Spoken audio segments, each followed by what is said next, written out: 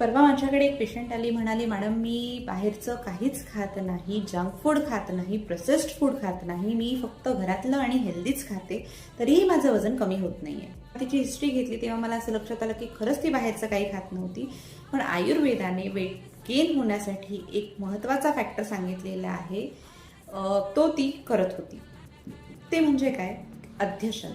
अध्यशन म्हणजे आधीचं जेवण पचल्याशिवाय परत जेवण करणे किंवा काहीतरी खाणे. आपल्यापैकी बरेच जण हेच करतात की हेल्दी खाण्याच्या नादात सकाळी उठल्यानंतर ड्रायफ्रुट्स नंतर लगेच 10-15 मिनिटात लेमन वॉटर, लगेच फ्रूट प्लेट. आणि आयुर्वेदानुसार हे असं खाणं म्हणजे आम निर्मिती करतं, म्हणजे टॉक्झिन्सची निर्मिती करतं, अग्निमांद्य करतं, म्हणजे पचन वीक करतं तुमचं, आणि अल्टिमेटली वेट गेन करायला लागतं.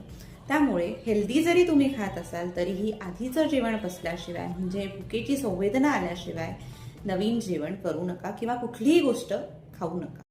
परवा माझ्याकडे एक पेशंट आली, म्हणाली मॅडम मी बाहेरचं काहीच खात नाही, जंक फूड खात नाही, प्रोसेस्ड फूड खात नाही, मी फक्त घरातलं आणि हेल्दीच खाते, तरीही माझं वजन कमी होत नाहीये.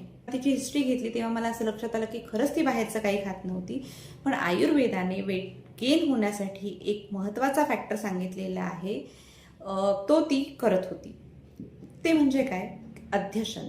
अध्यशन म्हणजे आधीचं जेवण पचल्याशिवाय परत जेवण करणे किंवा काहीतरी खाणे.